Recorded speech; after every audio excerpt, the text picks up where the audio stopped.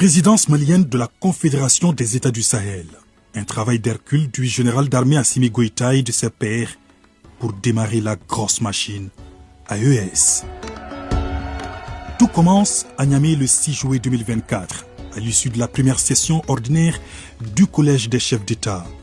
La toute première présidence de la Confédération est confiée au Mali. Pas de temps à perdre face aux multiples défis.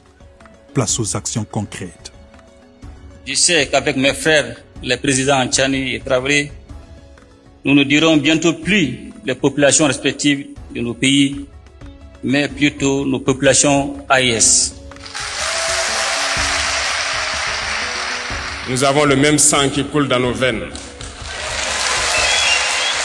Dans nos veines coule le sang de ces vaillants guerriers qui ont combattu et qui ont réservé ces terres que nous appelons Mali, Burkina et Niger.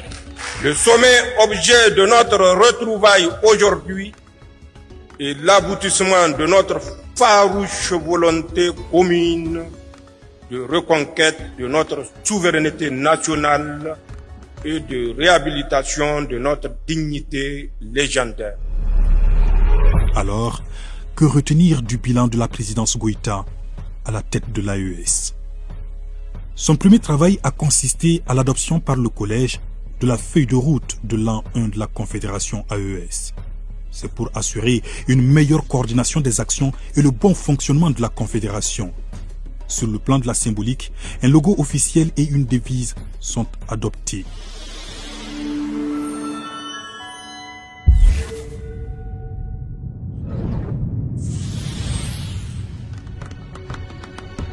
L'AES aura ensuite son drapeau, puis son hymne, Sahel Benkan.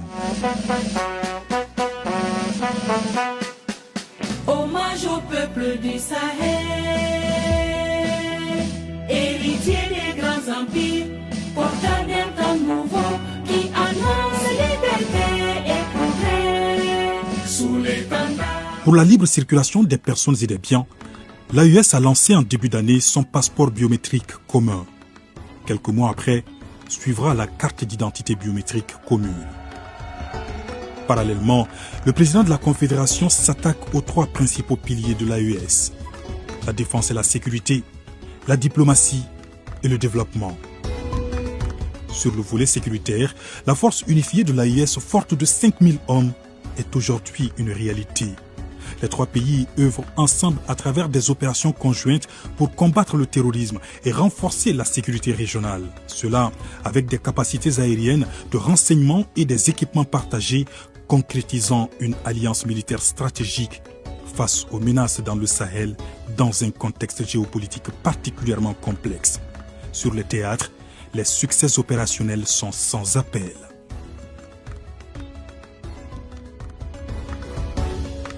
Il y a eu beaucoup d'opérations, notamment les opérations IRCO 1 et 2. Beaucoup de bases terroristes ont été détruites et les réseaux de poseurs de mines démantelés et beaucoup de chefs terroristes ont été envoyés au repos éternel. Ces actions ont contribué à diminuer l'influence des groupes armés terroristes dans la zone des trois frontières. Sur le plan diplomatique, l'AES est devenue une réalité géopolitique tangible dans la région. Le Mali, le Niger et le Burkina Faso parlent d'une seule voix sur la scène internationale. Des démarches communes sont entreprises auprès des organisations régionales et internationales. Si vous voyez, avec toutes les actions qui ont été entreprises au cours de l'année, avec les différentes concertations que nous avons eues entre ministres des Affaires étrangères, mais aussi avec les autres ministres, progressivement nous arrivons à parler d'une seule voix, à avoir une bonne coordination de notre action. De plus en plus, nous avons aussi des interactions avec les partenaires extérieurs à notre espace, avec lesquels nous avons un dialogue pour établir des éléments de partenariat politique, sécuritaire, mais aussi en matière de coopération. Autre action phare sur le volet diplomatique, la mise en place des sessions confédérales des parlements. marquant une avancée majeure pour un cadre législatif unifié. Sur le chantier développement, que de réalisations engagées pour une souveraineté économique et le bien-être des populations. Récemment à Bamako, l'AES a finalisé la mise en place de sa Banque confédérale d'investissement et de développement. Le capital initial de la BCID AES s'élève à 500 milliards de francs CFA.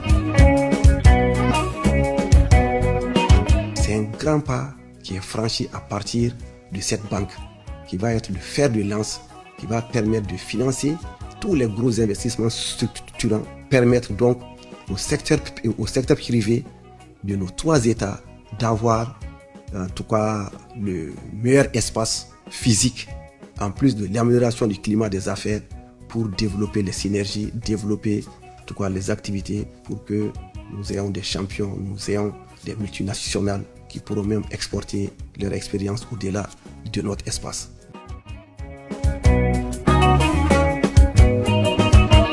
Le développement passe aussi par certains projets structurants. L'on note des avancées majeures dans la mise en place de projets d'une compagnie aérienne, de chemins de fer, d'infrastructures routières, d'énergie, d'agriculture. La liste est longue. L'autorité de développement intégré des États du Liptako-Gourma, ALG, est transformée en agence d'exécution des projets et programmes de l'AES. Déjà, un prélèvement confédéral est mis en place pour dégager les ressources internes visant à financer différents projets majeurs. Dans un contexte de guerre informationnelle et de cabale médiatique, l'AES décide de lancer son groupe de médias pour déconstruire les narratifs impérialistes et promouvoir la vision commune de la Confédération. Bientôt, la radio Dandé Liptako, la voix du Liptako, émettra depuis Ouagadougou. La télévision AES, à partir de la capitale malienne, et très prochainement, l'agence de presse à Niamey. La dynamique AES sous la présidence malienne, que d'événements et d'activités menées ensemble dans les 3 pays, avec de fortes mobilisations autour de la culture, des sports et de la jeunesse, de l'entrepreneuriat, de la promotion de la femme, de la justice et des droits de l'homme, de l'éducation et de la santé. Des initiatives communes, un seul objectif face aux défis, le bonheur des populations de l'AES. Un espace, un peuple, un destin.